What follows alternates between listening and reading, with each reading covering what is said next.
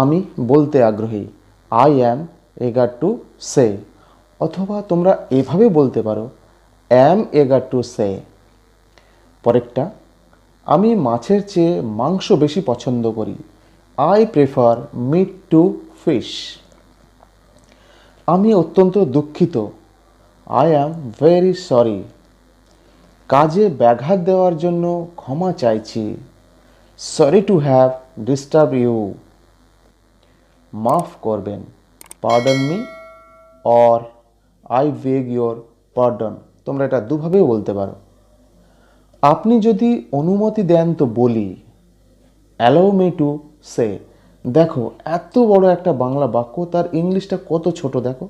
এরকম ডেলি খুব ছোট ছোট ব্যবহৃত ইংলিশ আছে যেগুলো তোমরা যারা বড় সেন্টেন্স ইংলিশ সেন্টেন্স বলতে পারো না, তোমরা এইগুলো ট্রাই করো, দেখবে কতটা উন্নতি হয় তোমাদের।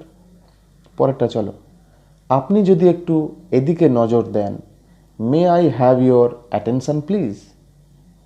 এ সমস্ত আপনার জন্য, ইটস অল ইয়োর্স। আমি কি কিছু বলতে পারি, will you please permit me to speak.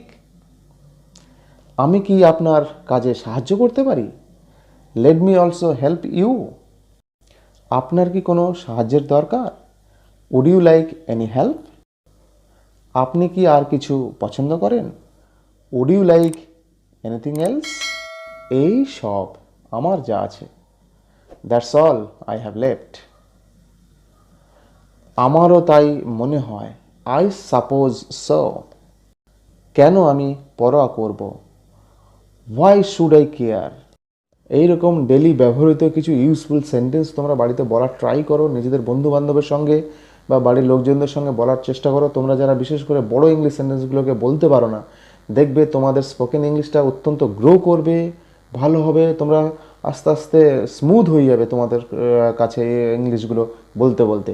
Try করো বাড়িতে, নিজেদের মধ্যে বলা বলি করো, দেখবে তোমাদের আরও ডেভেলপড হবে এই ব্যাপারে। সো সবাই ভালো থেকো, গুড বাই।